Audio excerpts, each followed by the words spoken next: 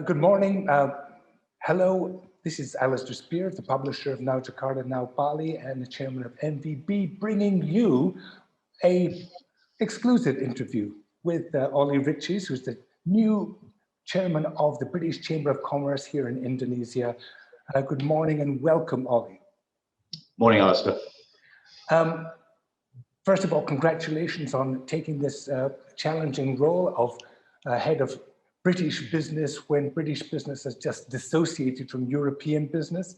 I think it's going to be an interesting time. And that's probably going to be our first question. Just a little bit of background. How long have you been in Indonesia? I moved from China to Indonesia end of 2013. So just over 7 years. That's long enough to see quite a significant amount of change in Indonesia. And of course, over the last year, one of the biggest changes, and you're working for a company called the Page Group. Perhaps you can just tell us a little bit about what they do. Sure. So yeah, so Page Group is the parent company of a business in Indonesia we called Michael Page, which really focuses on mid-management to board level executive recruitment across industry and across sector. We have around 60 people in Jakarta. We launched when I moved down here end of 2013, and it's actually been one of our fastest growing offices for the last 6-7 years. So it's really put Indonesia on the map in the Page Group world, which is a global recruitment business of 7,000 people across 36 countries. So you're right. It's been an interesting time to launch a business in Indonesia, and absolutely the right time as well. Clearly, events of the last 12 months have been interesting, but we are and remain very confident that Indonesia is and will be a very significant market for us in Asia Pacific. So that's what I do in terms of my day job. Good. Let's go on to Britcham. I know we've had a relationship with Britcham for many years, and look always at the dynamic way in which they approach their events, their lobbying, their work on behalf of their members. But now we've got this Brexit challenge. How will Brexit affect Britain's ability to do business? Now, we understand the difficulties faced by the Britain-EU connection and the lorries at Dover and all of that stuff. But how will it affect Britain and Indonesia? Will it? I think from a top line perspective, the reaction we're having now is probably more one of relief from most sectors that a deal has been done, rather than this limbo phase of no deal. And sort of the clarity is coming from that. So the initial answer is one of relief and potential opportunity, which has been the shift in mindset, I think, from the previous period where nobody really knew what might happen or not. So in terms of UK and Indonesia, it's obviously not going to make very much difference, is it? Not initially, no. There's no sort of full trade agreement in place anyway.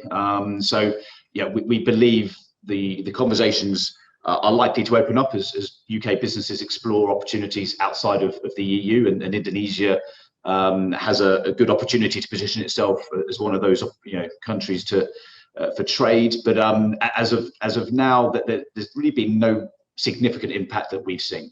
The EU is negotiating a comprehensive trade deal with Indonesia, is it not?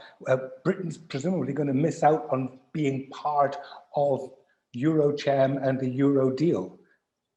Is that significant?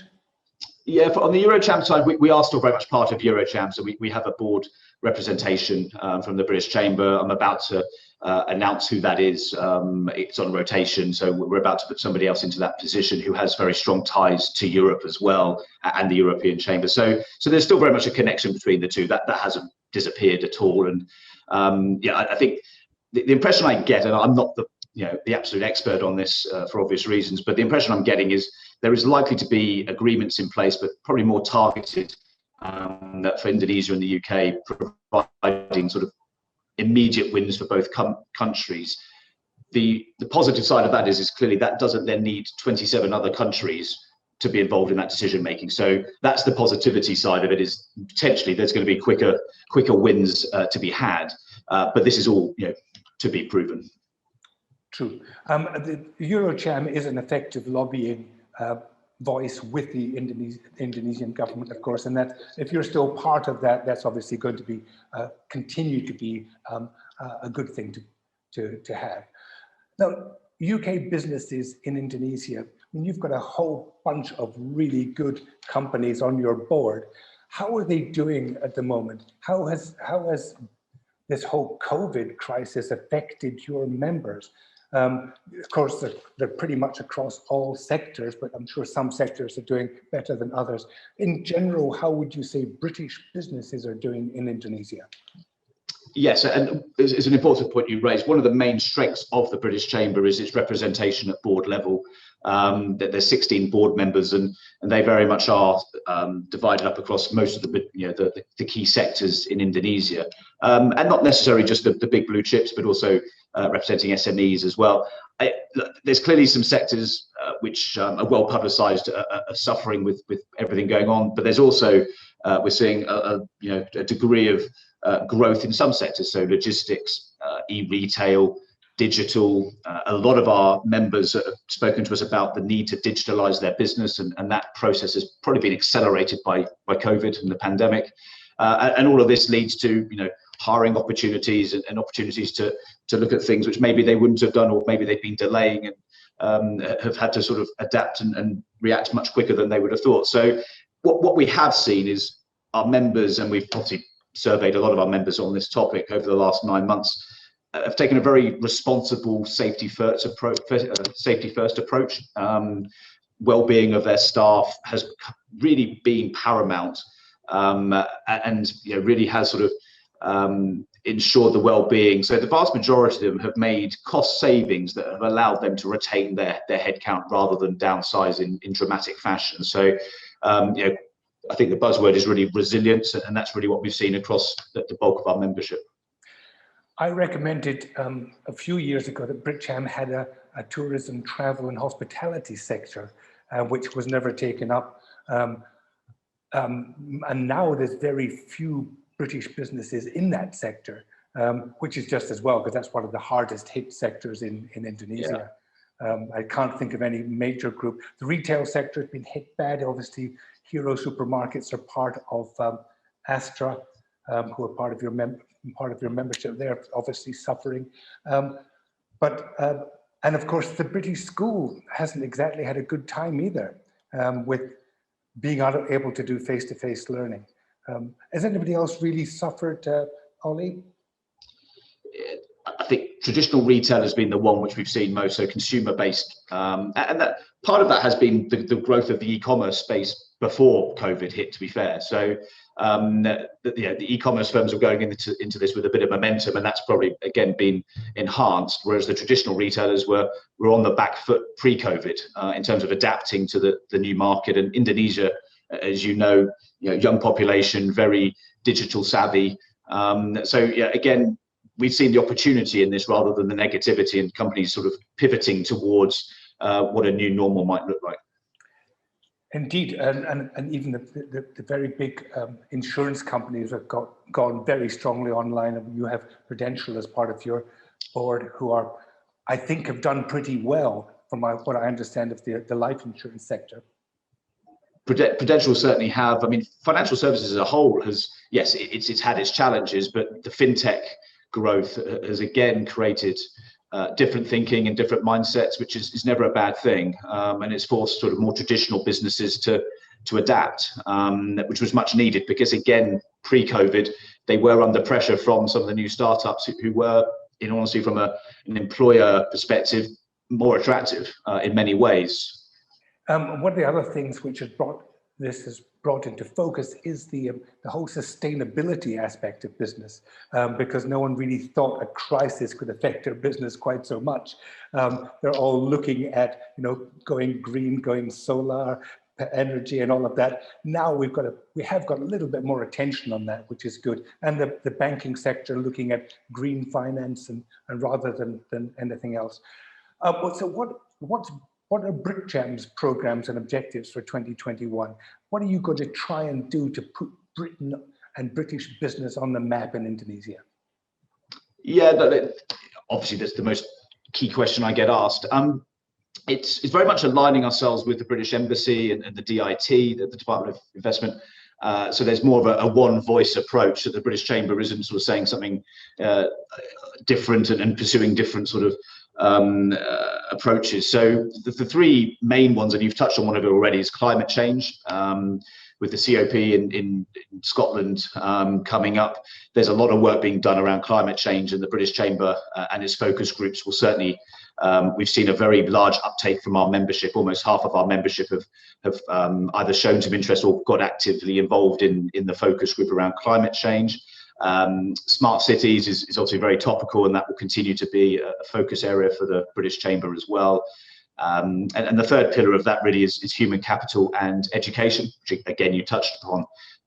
It is as much a passion project as anything else as well. But a lot of work has gone into this over the previous years, which we're hoping comes to more fruition over the next period of time. So they're the three, and you mentioned it as well. There is obviously room for further growth of focus groups. So healthcare, life sciences is an obvious one for us to get more heavily involved in.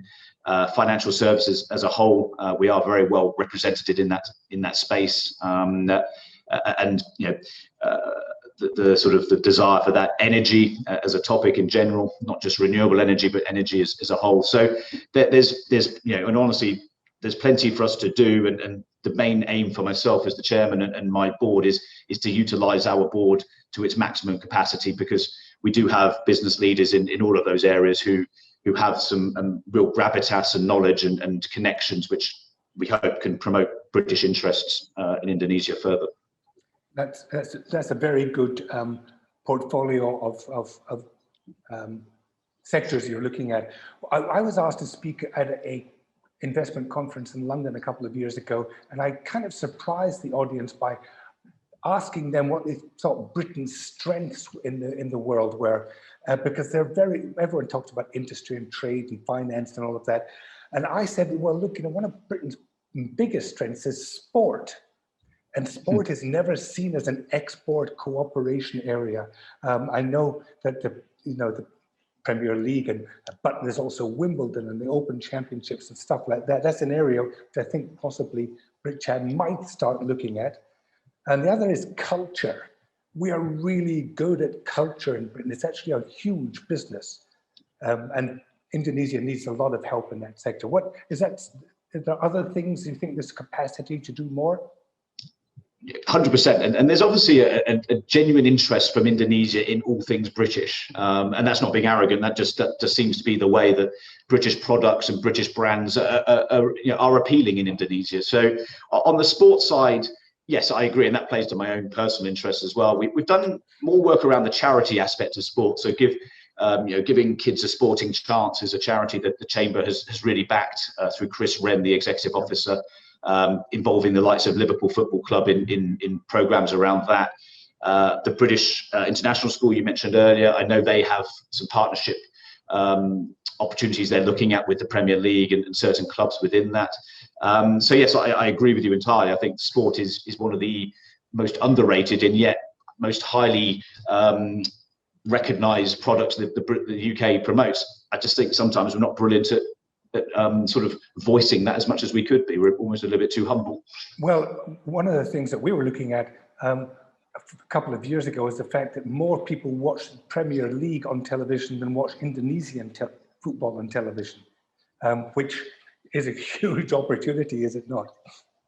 It is, and basketball, football are huge, and in my other business, Michael Page, everybody supports a Premier League football team. If they like football, they have a team, and that's the same across Asia, to be fair, not just Indonesia. So I think there are certainly opportunities around that. I think looking at sport for children and kids and giving them opportunities for programs overseas, again, once the pandemic sort of subsides a little bit, is a big opportunity. I mean, there's a huge talent pool in Indonesia. It just hasn't necessarily been recognised.